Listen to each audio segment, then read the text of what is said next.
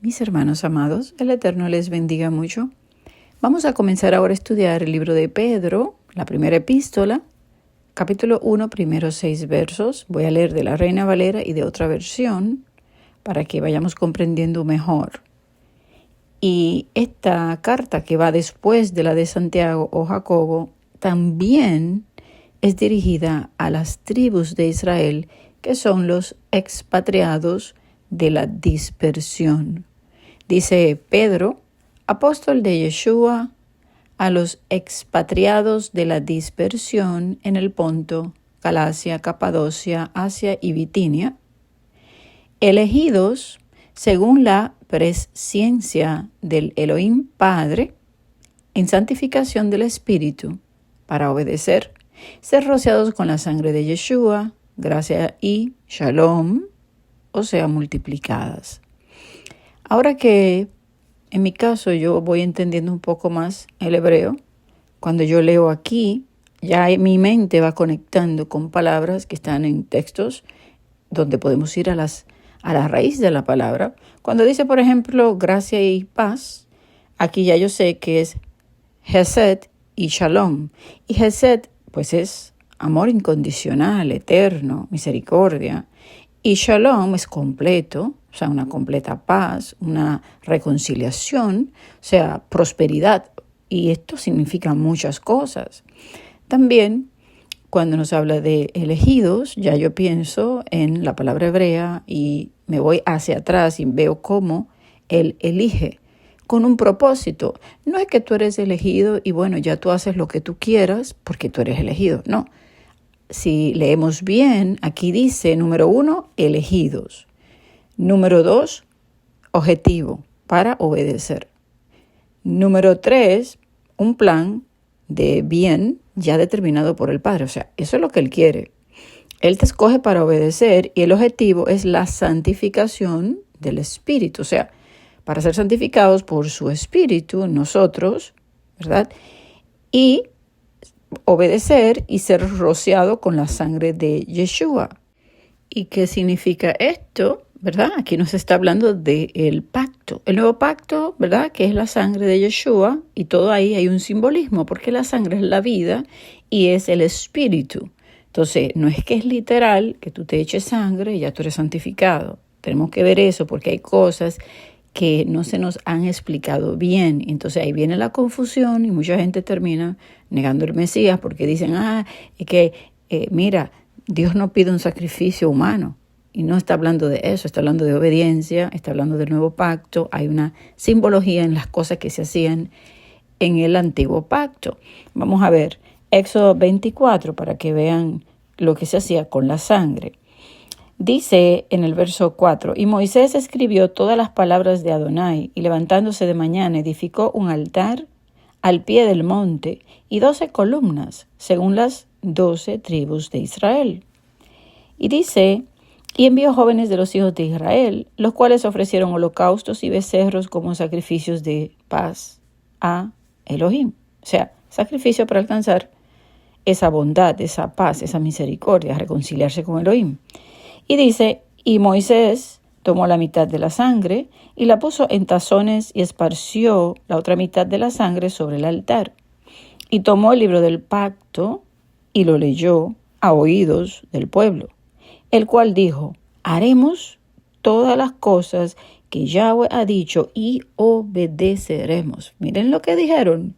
Luego dice, verso 8, entonces Moisés tomó la sangre, roció sobre el pueblo y dijo, he aquí la sangre del pacto que Yahweh ha hecho con vosotros sobre todas estas cosas.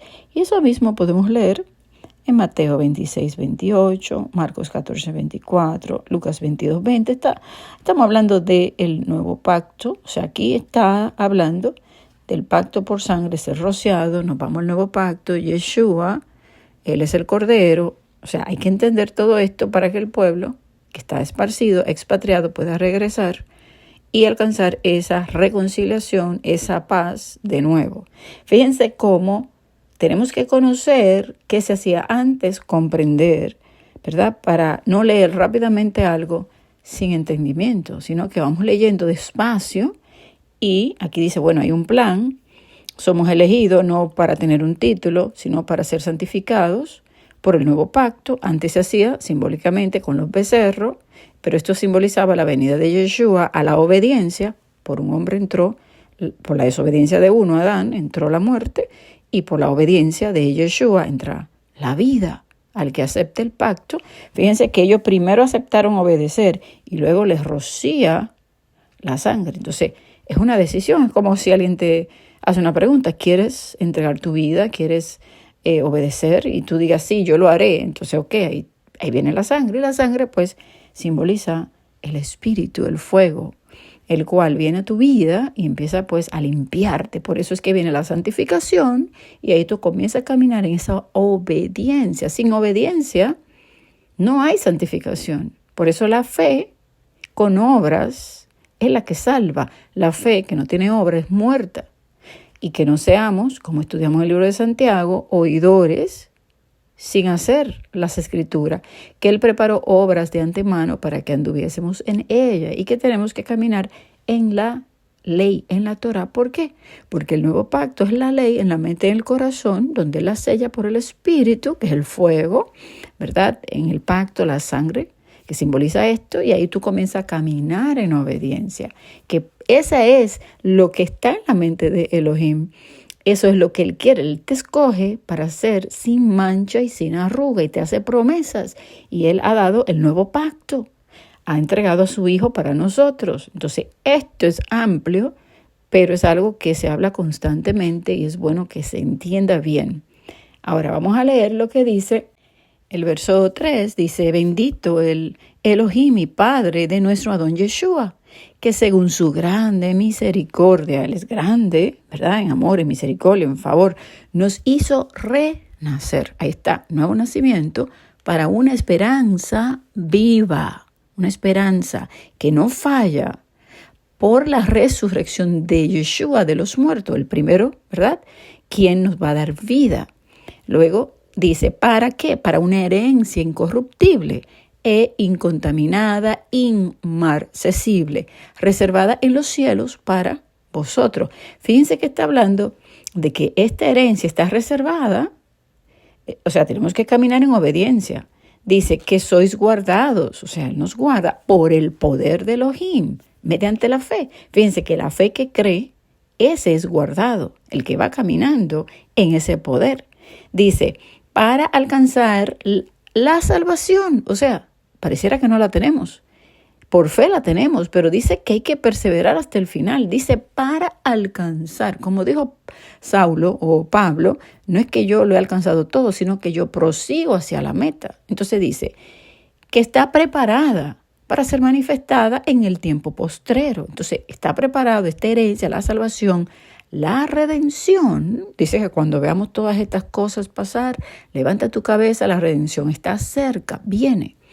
Dice en el tiempo postrero, en lo cual ustedes os alegráis, aunque ahora, por un poco de tiempo, ahí está, los 42 meses, la gran tribulación, si es necesario, tengáis que ser afligidos en diversas pruebas. Y vamos a seguir hablando de la prueba y del tiempo de la tribulación, pero le voy a leer de la otra escritura, de la otra Biblia, donde dice, primera carta de Kefa, emisario de Yeshua, emisario, un enviado, pueblo escogido de Elohim, que vive como extranjeros en la diáspora, en Ponto, Galacia, Capadocia, la provincia de Asia y Bitinia, escogido según el conocimiento previo de Elohim, el Padre, y apartado por el Espíritu, por obedecer a Yeshua el Mesías y por rociar con su sangre, gracia y shalom a vosotros en toda su plenitud.